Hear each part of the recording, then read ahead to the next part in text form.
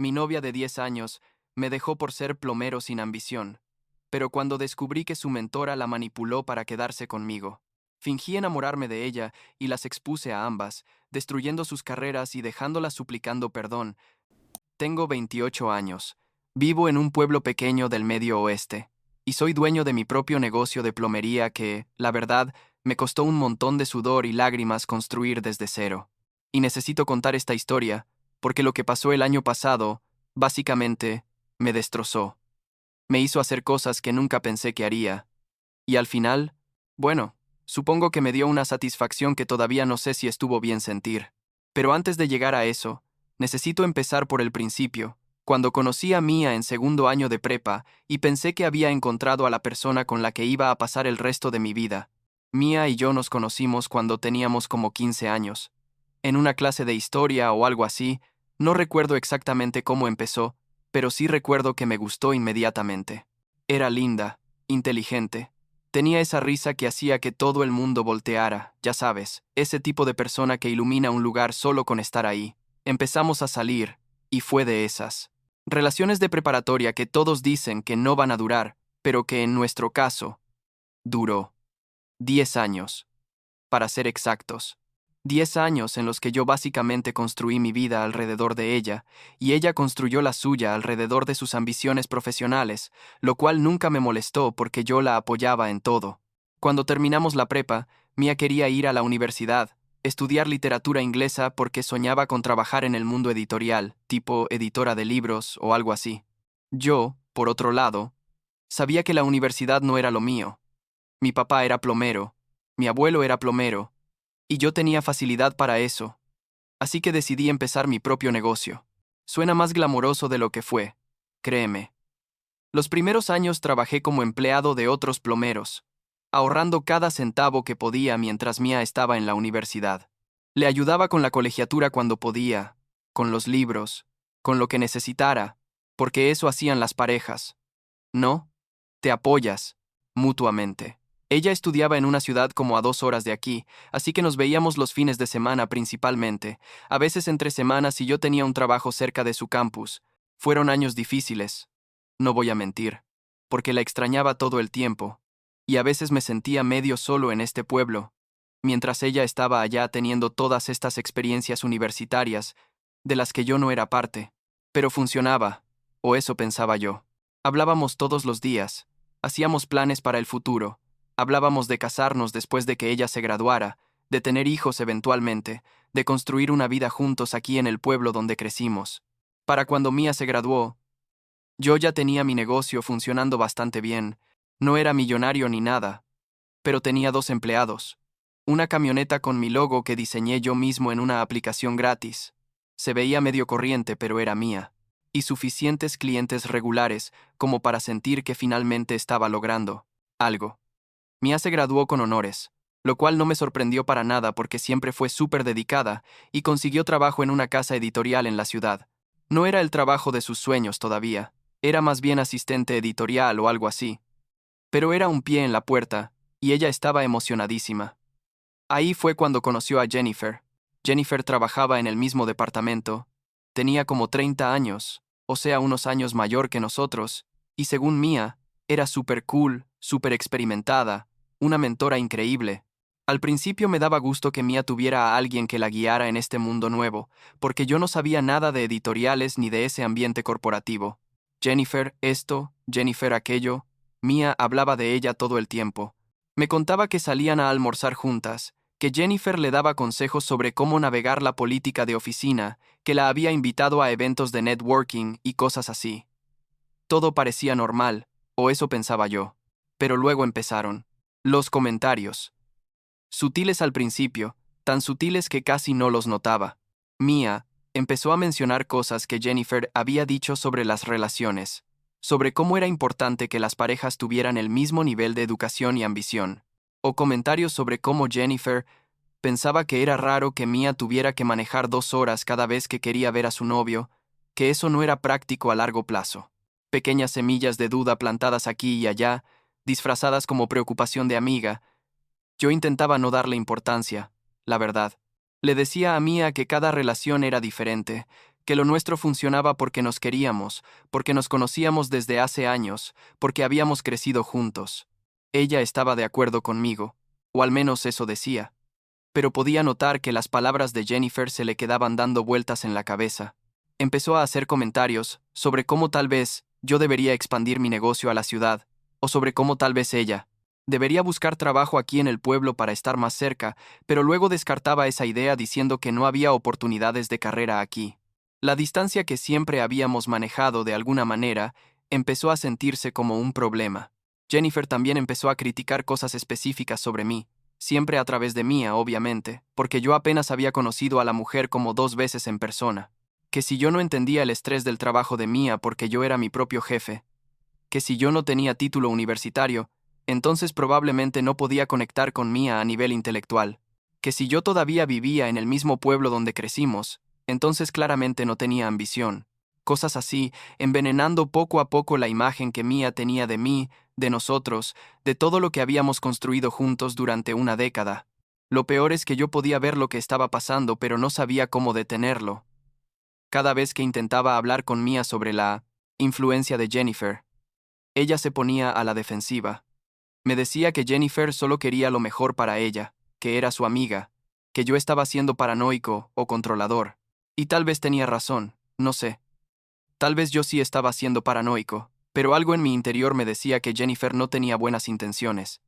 Simplemente no podía probarlo. Las cosas entre Mia y yo empezaron a deteriorarse rápido después de eso. Nuestras conversaciones telefónicas se volvieron más cortas, más tensas. Los fines de semana que pasábamos juntos, ella siempre parecía distraída, como si estuviera pensando en algo más. Yo intentaba planear cosas especiales, llevarla a cenar a lugares lindos, recordarle por qué funcionábamos tan bien juntos, pero nada parecía suficiente. Era como si Jennifer hubiera construido esta imagen en la mente de Mia de cómo debería ser su vida perfecta, y yo simplemente no encajaba en esa imagen. Después de casi un año de esta tensión creciente, decidí que era hora de dar el siguiente paso. Pensé que tal vez un compromiso oficial, una propuesta de matrimonio, le recordaría a Mia que lo nuestro era real, que valía la pena pelear por ello. Ahorré durante meses para comprar un anillo. Nada súper ostentoso porque no soy millonario, pero era bonito. Un solitario clásico que supe que le gustaría. Incluso lo mandé a grabar por dentro con nuestras iniciales y la fecha de nuestro primer aniversario. Planeé toda una cena especial en su restaurante favorito en la ciudad, reservé mesa y todo. Era un viernes por la noche. Recuerdo que manejé las 2 horas hasta la ciudad sintiéndome nervioso pero emocionado, con el anillo en el bolsillo de mi saco, que casi nunca usaba saco, pero era una ocasión especial. Llegué al restaurante temprano. Pedí una copa de vino para calmar los nervios. Revisé por millonésima vez que el anillo seguía ahí. Mia llegó como 20 minutos tarde, lo cual no era raro, y cuando la vi entrar me di cuenta de que algo andaba mal. Tenía esa expresión en la cara, tensa, incómoda, como si prefiriera estar en cualquier otro lugar. Nos sentamos, pedimos la cena, intenté hacer conversación casual, pero ella apenas participaba. Respondía con monosílabos, movía la comida en su plato sin comer realmente. Yo empezaba a entrar en pánico internamente, pensando que tal vez ella ya sabía lo de la propuesta y estaba nerviosa, o tal vez había tenido un mal día en el trabajo. Pero entonces, a mitad de la cena, sin ningún preámbulo, me dijo, necesitamos hablar, y todos sabemos que esas 4 palabras nunca significan nada bueno. Me dijo que había estado pensando mucho, que Jennifer la había ayudado a ver las cosas con claridad. Por supuesto que mencionó a Jennifer, que nosotros éramos muy diferentes ahora comparado con cuando éramos adolescentes. Dijo que ella había crecido, que tenía metas profesionales que yo no entendía, que la distancia entre nosotros no era solo geográfica, sino también emocional e intelectual. Todas esas palabras sonaban como si las hubiera ensayado, como si alguien se las hubiera metido en la cabeza. Y sabemos quién. Le pregunté si de verdad eso era lo que ella sentía, o si era Jennifer hablando a través de ella, y eso la enojó. Me dijo que dejara de culpar a Jennifer por sus propios sentimientos, que esta decisión era suya, y entonces me dijo las palabras que nunca voy a olvidar. Christopher, te quiero pero ya no estoy enamorada de ti, y creo que es mejor que sigamos caminos separados. Así, de golpe, 10 años de relación terminados en una cena donde yo llevaba un anillo de compromiso en el bolsillo. No supe qué decir. Me quedé ahí sentado, sintiendo como si alguien me hubiera vaciado por dentro, y todo lo que pude hacer fue asentir. Pagué la cuenta, porque obviamente iba a pagar yo. La acompañé a su carro en silencio y la vi irse. Me quedé ahí parado en el estacionamiento del restaurante por no sé cuánto tiempo, con el anillo todavía en mi bolsillo, tratando de procesar qué acababa de pasar. Manejé de regreso a casa ese viernes en la noche, en una especie de aturdimiento. No lloré, no grité, solo manejé en piloto automático por esas 2 horas pensando en todos los años que habíamos pasado juntos, en todos los planes que habíamos hecho. Cuando llegué a mi casa, me tiré en el sofá y me quedé ahí viendo el techo hasta que amaneció. El sábado pasó en una nebulosa. El domingo por la noche, ya empezaba a sentir un poco de enojo mezclándose con la tristeza, y sin pensar mucho en ello, abrí Instagram. Ahí estaba, una historia subida por Jennifer, etiquetando a Mia. Las dos en algún bar o club, riéndose, tomando shots, y detrás de ellas, claramente visible, había un tipo con su brazo alrededor de los hombros de Mia. El tipo era, obviamente, guapo en esa forma genérica de galán de revista, y Mia se veía feliz, relajada, nada como la persona tensa e incómoda que había estado en la cena conmigo apenas 2 noches antes. La publicación tenía un caption que decía algo así como «Celebrando nuevos comienzos», con emojis de copas de champán y corazones. Sentí como si me hubieran pateado en el estómago. No solo me había dejado, no solo había terminado 10 años de relación, sino que aparentemente ya estaba con alguien más menos de 48 horas después. O tal vez había estado con este tipo antes de terminar conmigo, no lo sé, pero el timing era demasiado conveniente. Y Jennifer ahí, en el medio de todo, celebrándolo, documentándolo, probablemente disfrutando cada segundo de haber destruido mi relación.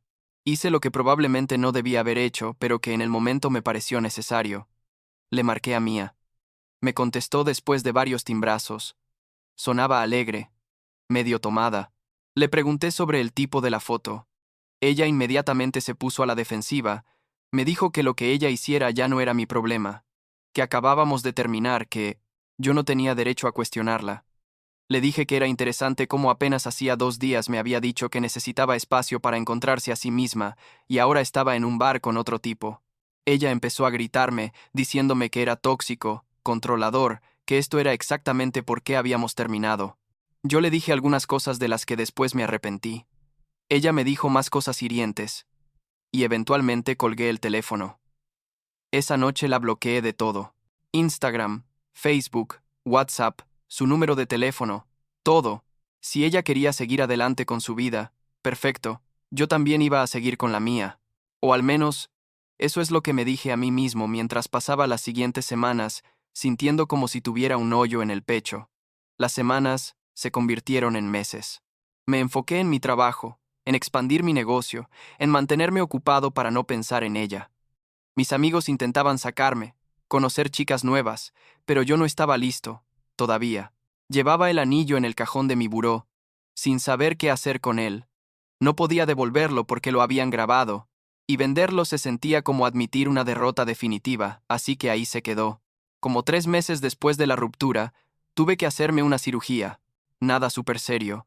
Una hernia que había estado ignorando durante mucho tiempo porque odio los hospitales y siempre pensaba que podía aguantarme el dolor un poco más. Pero eventualmente el dolor se puso tan malo que no tuve opción. Programé la cirugía para un martes. Le pedí a mi mamá que me llevara porque necesitaba que alguien me recogiera después de la anestesia. Todo salió bien. La operación fue rutinaria, y me desperté en recuperación sintiendo esa confusión típica post-anestesia donde no estás seguro si estás despierto o dormido. Y ahí, sentada junto a mi cama de hospital, estaba Jennifer. No mi mamá, no alguno de mis amigos, sino Jennifer, la persona que había sistemáticamente destruido mi relación durante el último año. Parpadeé varias veces pensando que tal vez era una alucinación por la anestesia, pero no, ahí estaba ella, real como la vida misma, sonriéndome con esa sonrisa que probablemente usaba para engañar a todo el mundo, haciéndoles pensar que era una buena persona. Me dijo algo así como, «Hola, Christopher, escuché que estabas aquí y quise venir a ver cómo estabas». Mi cerebro, todavía medio nublado por la anestesia, no podía procesar qué estaba pasando. Le pregunté cómo sabía que yo estaba ahí, y ella dijo algo vago sobre tener amigos en común. Mentira. No teníamos amigos en común. Le pregunté dónde estaba mi mamá, y ella dijo que había salido a buscar café. Toda la situación era súper rara, pero yo estaba demasiado drogado y adolorido como para procesar completamente la rareza de todo. Jennifer se quedó ahí como una hora, hablando sobre cualquier cosa, siendo toda amable y preocupada. Mencionó que Mia y ella ya no eran tan cercanas, que había habido diferencias entre ellas, sin dar detalles. Dijo que siempre había pensado que yo era buen tipo, que Mia había cometido un error dejándome. Todo esto, mientras yo estaba ahí acostado, sintiéndome como basura, apenas pudiendo mantener los ojos abiertos. Eventualmente mi mamá volvió, claramente sorprendida de ver a Jennifer ahí, y Jennifer se despidió diciendo que esperaba que me recuperara pronto. Los siguientes días, mientras me recuperaba en casa, empecé a recibir mensajes de Jennifer, primero preguntando cómo estaba, luego conversación casual, luego empezando a coquetear de manera no tan sutil, y ahí fue cuando todo hizo clic en mi cerebro todavía medio atontado por los analgésicos. Jennifer no había saboteado mi relación con Mia porque le pareciera que éramos incompatibles o porque genuinamente quisiera ayudar a Mia a encontrarse a sí misma. Lo había hecho porque me quería para ella. Todo este tiempo, ella había estado planeando esto. Pensé en todas las veces que nos habíamos encontrado en persona. Solo un par de veces cuando yo recogía a Mia del trabajo, o cuando Mia organizaba alguna reunión y Jennifer estaba ahí. Recordé cómo Jennifer siempre parecía prestarme demasiada atención, cómo sus ojos se quedaban en mí un poco más de lo normal, cómo tocaba mi brazo cuando hablábamos, de manera que en el momento pensé que era solo su forma de ser amigable, pero que ahora, en retrospectiva, era obviamente coqueto. Ella había querido deshacerse de Mia desde el principio, para tener campo libre conmigo. Y la parte enferma es que funcionó. Destruyó una relación de 10 años, manipuló a mi novia hasta convencerla de que yo no era suficiente para ella, probablemente hasta le presentó al tipo de la foto de Instagram como una mejor opción, todo para eventualmente poder acercarse a mí sin la complicación de que yo estuviera en una relación. El nivel de manipulación y planificación era casi impresionante en su maldad. En ese momento, acostado en mi cama recuperándome de la cirugía, tomé una decisión.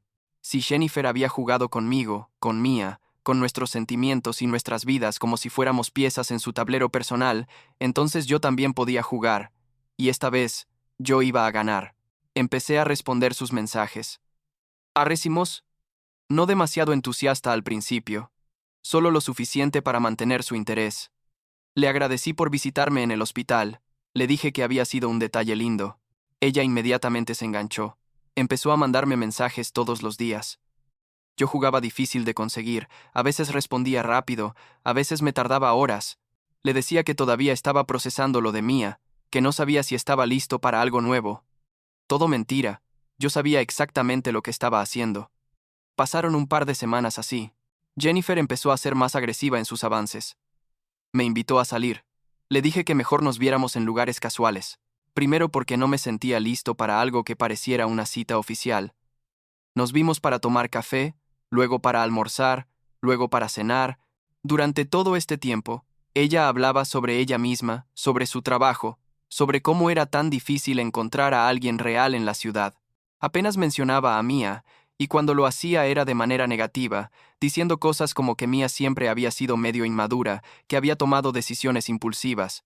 La hipocresía era asquerosa, pero yo solo asentía y sonreía. Después de como un mes de esto, subí el nivel. Empecé a coquetear más abiertamente, a insinuar que tal vez sí estaba listo para intentar algo nuevo.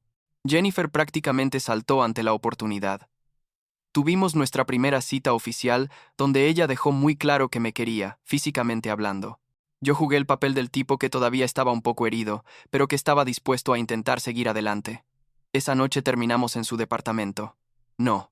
Voy a entrar en detalles sobre eso porque no viene al caso, y tampoco es algo de lo que esté particularmente orgulloso, pero digamos que le di exactamente lo que ella quería. La hice sentir como si fuera especial, como si finalmente hubiera ganado lo que había estado persiguiendo todo este tiempo. Después, mientras ella dormía, yo estaba acostado ahí mirando el techo de su recámara, pensando en lo retorcido que era todo esto, pero también sintiéndome, no sé, algo como justificado. Ella había destruido algo hermoso deliberadamente, y ahora yo le iba a enseñar lo que se sentía. Las siguientes semanas fueron más de lo mismo. Actuaba como el novio perfecto, atento, cariñoso, todo lo que ella claramente necesitaba para sentirse validada.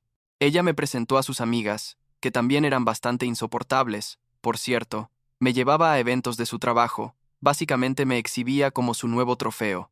Todo el tiempo, yo estaba recopilando evidencia, screenshots de sus Essental Timbermuts, mensajes, fotos que ella subía de nosotros, mensajes de voz donde ella declaraba sus sentimientos.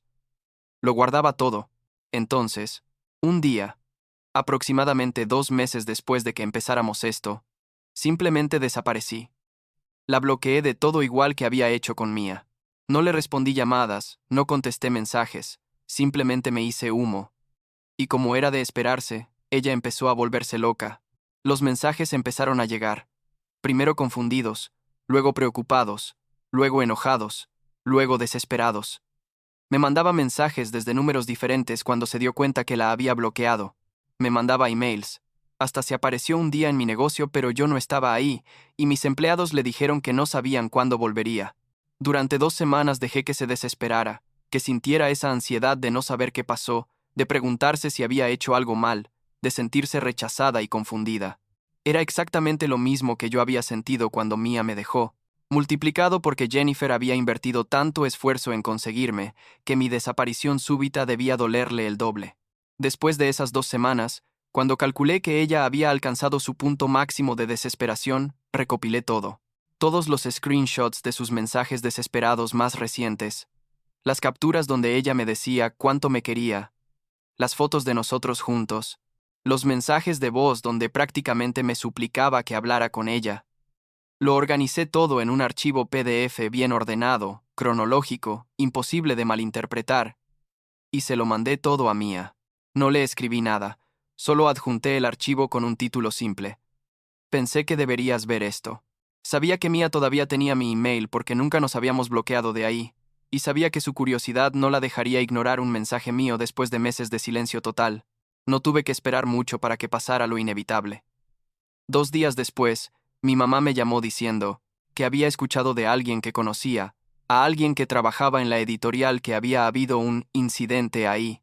Aparentemente, Mia había confrontado a Jennifer en plena oficina, gritándole sobre traición y manipulación, y la cosa había escalado hasta llegar a lo físico. No sé quién tiró el primer golpe, pero según los chismes que llegaron hasta mí, ambas terminaron con consecuencias. Mia con un labio partido, y Jennifer con rasguños en la cara. Recursos Humanos las echó a las dos ese mismo día. La confrontación pública en su lugar de trabajo, el escándalo, la pérdida del trabajo que tanto le había importado a Mia, todo eso era más de lo que yo había anticipado honestamente. Mi plan había sido simple: mostrarle a Mia quién era realmente su amiga, hacerles daño a ambas como ellas me habían hecho daño a mí. Pero el hecho de que ambas perdieran sus trabajos y que su pelea se volviera tema de chisme en toda la editorial, eso fue un bonus que no había planeado, pero que tampoco me hizo sentir mal. Una semana después, Mia apareció en mi puerta. Se veía terrible, honestamente. Ojos rojos de llorar, ropa arrugada, todavía tenía una marca en el labio de la pelea. Me dijo que necesitábamos hablar, que ella había sido una idiota, que Jennifer le había mentido sobre todo, que finalmente veía la verdad. Me suplicó que la perdonara, que le diera otra oportunidad, que ella estaba dispuesta a mudarse al pueblo, a dejar la ciudad, a hacer lo que fuera necesario para recuperarme. Aparte de mí, una parte pequeña, sintió lástima por ella. Pero la parte más grande, la parte que había estado cargando el dolor de esa ruptura durante meses, que había tenido que ver su foto con otro tipo apenas días después de que me dijera que ya no me amaba, esa parte no sentía nada más que una satisfacción fría. Le dije exactamente lo que ella me había dicho en aquella cena. Mia, te quise mucho, pero ya no siento lo mismo, y creo que es mejor que sigas tu camino. Hasta usé las mismas palabras para que doliera más. Ella lloró, intentó convencerme, me dijo que me amaba, que siempre me había amado, que Jennifer la había manipulado y confundido. Le dije que tal vez eso era cierto, pero que al final ella había tomado sus propias decisiones, había elegido creerle a Jennifer sobre creerme a mí, había elegido terminar 10 años de relación por consejos de alguien que conocía desde hacía menos de un año. Le dije que su falta de juicio no era algo que yo pudiera perdonar tan fácilmente. Cerré la puerta en su cara mientras ella seguía llorando en mi porche. Al día siguiente Jennifer también apareció. Ella venía con una actitud diferente, enojada pero también suplicante. Me dijo que yo la había usado, que había jugado con sus sentimientos, que era un bastardo. Le pregunté si no le parecía irónico que me dijera eso, considerando lo que ella le había hecho a mi relación con Mia. Ella trató de justificarse, diciendo que solo había tratado de ayudar a Mia a ver que yo no era adecuado para ella, todavía con esas mentiras. Después de todo, le dije que sabía la verdad, que desde el principio ella me había querido para sí misma, y había destruido deliberadamente algo bueno solo para conseguir lo que quería. Ella no lo negó, solo se quedó ahí parada, y eventualmente le dije que se fuera y no volviera nunca. Los meses siguientes fueron raros. Me sentía, no sé, vacío, pero también algo como vengado. Había logrado lo que me propuse. Había hecho que ambas sintieran una fracción del dolor que me habían causado. Pero tampoco me sentía completamente bien con eso, porque al final del día también me había convertido en alguien manipulador y calculador, y esa no era realmente la persona que yo quería ser. Estaba en una especie de limbo emocional donde entendía por qué había hecho lo que hice, pero también cuestionaba si realmente había valido la pena. Mi negocio siguió, creciendo, lo cual fue bueno, porque necesitaba enfocarme en algo productivo. Contraté a más empleados, compré una segunda camioneta, empecé a tomar trabajos más grandes en ciudades cercanas. El trabajo me mantenía ocupado y eso era exactamente lo que necesitaba. Mis amigos notaron que yo estaba diferente, más callado tal vez, más cínico definitivamente, pero eventualmente empecé a sentirme más como yo mismo otra vez, o al menos una versión más vieja y menos ingenua de mí mismo. Como 6 meses después de todo el drama, conocí a Zoe. Ella había contratado mi negocio para arreglar un problema de plomería en la casa que acababa de comprar aquí en el pueblo. Era maestra de primaria. Se había mudado desde otro estado para tomar un trabajo aquí, y cuando llegué a hacer la reparación, me recibió con limonada casera y una sonrisa genuina. Empezamos a hablar mientras yo trabajaba, y descubrí que era fácil conversar con ella, que me hacía reír, que no había drama ni manipulación ni juegos mentales. Solo una persona honesta siendo ella misma. Le pedí su número antes de irme ese día, y ella me lo dio sin hacerse del rogar. Empezamos a salir de manera casual, sin prisa, sin presión. Ella sabía que yo venía de una relación complicada. No le di todos los detalles retorcidos, pero le di la versión general, y no me presionó para nada más de lo que yo estaba listo para dar. Simplemente disfrutábamos pasar tiempo juntos, y poco a poco me di cuenta de que esto era lo que se suponía que debían ser las relaciones. Simple, honesto, sin necesidad de segundas intenciones ni manipulación. Zoe nunca me hizo sentir como si tuviera que ser alguien diferente o mejor de lo que era. Apreciaba mi trabajo, pensaba que era admirable que hubiera construido un negocio desde cero. Nunca me hizo sentir menos por no tener un título universitario. Venía a verme trabajar a veces cuando tenía tiempo libre, traía almuerzo para mí y mis empleados conoció, a mi familia, y se llevó súper bien con mi mamá. Todo era tan refrescantemente normal que al principio hasta me parecía sospechoso porque estaba acostumbrado al drama. Hace como 2 meses, estábamos cenando en su casa, y ella me preguntó qué era lo que tenía en ese cajón de mi buró que siempre mantenía cerrado con llave.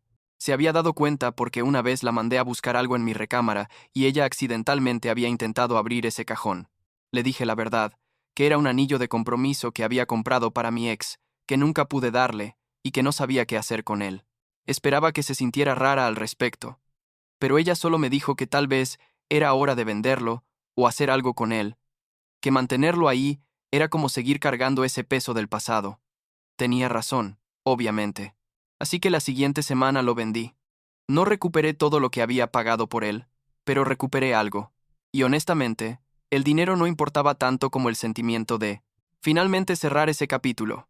Usé el dinero para comprarle un regalo a Zoe, nada relacionado con compromiso ni nada, solo unos aretes que había visto que le gustaban en una joyería. Cuando se los di me preguntó de dónde había sacado el dinero y le dije la verdad. Ella se emocionó hasta las lágrimas. No por los aretes, sino porque entendió lo que significaba ese gesto de soltar el pasado. Mia intentó contactarme unas cuantas veces más durante este año, mensajes ocasionales de números desconocidos que yo ignoraba o bloqueaba, Supe por conocidos mutuos que había conseguido otro trabajo en una editorial diferente en otra ciudad, que estaba intentando reconstruir su carrera. Parte de mí espera que le vaya bien, honestamente. No la odio, la verdad, solo me siento. Nada. 10 años de historia compartida reducidos a completa indiferencia. Es casi triste cuando lo pienso así. De Jennifer nunca más supe nada directamente, pero hace unos meses mi mamá me dijo que, aparentemente, se había mudado fuera del estado. No sé si fue por la vergüenza de lo que pasó en la editorial o simplemente porque quería empezar de nuevo en otro lugar, pero de cualquier forma está fuera de mi vida y eso es lo único que importa. Hoy tengo 28 años. Mi negocio sigue creciendo. Tengo una relación sana con alguien que genuinamente me aprecia por quien soy. Y en general estoy en un lugar mejor de lo que estuve hace un año. Todavía pienso a veces en todo lo que pasó, en las decisiones que tomé, en si realmente hice lo correcto al vengarme de la forma en que lo hice. No tengo una respuesta clara para eso. Sé que lo que hice estuvo mal en muchos niveles, que me rebajé a usar las mismas tácticas manipuladoras que tanto me habían lastimado. Pero también sé que en ese momento sentí que no tenía otra opción, que necesitaba hacer algo para recuperar, aunque fuera un poco de control, sobre una situación que me había dejado completamente destrozado. Supongo que, al final, la justicia que buscaba no me trajo la paz que pensé que traería. Lo que me trajo paz fue tiempo, trabajo duro en mí mismo y en mi negocio, y encontrar a alguien que me recuerda que no todas las personas son manipuladoras o tienen segundas intenciones. Zoe me preguntó hace poco si alguna vez le contaría la historia completa de lo que pasó con Mia y Jennifer, todos los detalles retorcidos que omití cuando le conté la versión resumida. Le dije que algún día tal vez, cuando esté listo para hablar de esa parte de mi vida sin que me pese tanto, por ahora es suficiente que ella sepa que pasé por algo difícil, que tomé decisiones cuestionables, pero que salí del otro lado intentando ser mejor persona de la que fui durante esos meses oscuros.